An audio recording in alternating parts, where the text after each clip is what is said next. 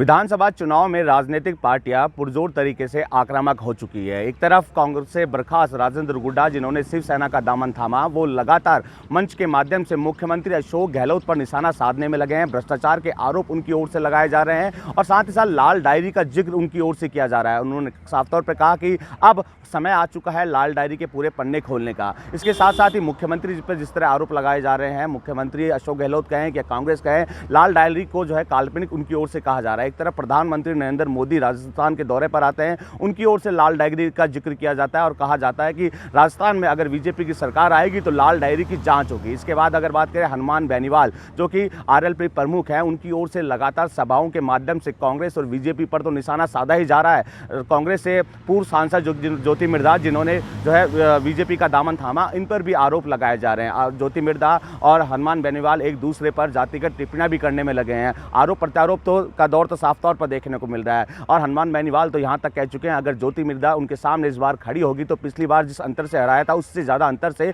उन्हें हराऊंगा। दिव्या मदेरणा की अगर बात करें, दिव्या मदेरणा अपने ही जो है किसान नेता बद्रीराम जाखड़ पर आरोप लगाने में लगी है। लगातार आरोप प्रत्यारोप का दौर तो साफ तौर पर देखने को मिल रहा है। दोनों ही प्रमुख पार्टियों की अगर बात करें, कांग्रेस और बीजेपी मतभेद और मनभेद खत्म करने की बात करने में लगे, लेकिन जिस तरह के हालात देखने को मिल रहे हैं, आरोप प्रत्यारोप दोनों ही पार्टियों की तरफ से देखने को मिल रहा है। कांग्रेस के नेता अपने ही नेताओं पर आरोप लगाने में लगे हैं। मुख्यमंत्री हालांकि एकजुटता की बात करने में लगे हैं। सचिन पायलट हालांकि एकजुटता की बात करते हुए केंद्र की बीजेपी सरकार और राजस्थान में विपक्ष यानी बीजेपी पर निशाना साधने की कोशिश उनकी ओर से की जा रही है। लेकिन जिस तरह के हालात जो दोनों ही प्रमुख पार्टियों में देखने को मिल रहे हैं, मतभेद और मनभेद साफ तौर पर विधानसभा चुनाव से पहले निकल कर सामने आ रहा है। दोनों की पार्टियों के नेता लगातार मंथन करने में लगे हैं कि इस मतभेद और मनभेद को खत्म किया जाए, लेकिन मतभेद और मनभेद खत्म नहीं हो रहे हैं और जिस तरह के हालात बने हुए हैं, चाहे वह कांग्रेस में हो चाहे बीजेपी में हो, ये कहीं ना कहीं पार्टी को नुकसान साबित कर सकते हैं विधानसभा चुनाव में। एक तरफ वसुंधरा राजे की नाराजगी थी, उनको मनाने के लिए केंद्रीय नेतृत्व आता है, फिर सतीश पुनिया पार्टी से हटकर अपनी अलग ही सभाएं करने में लगे हैं। राजेंद्र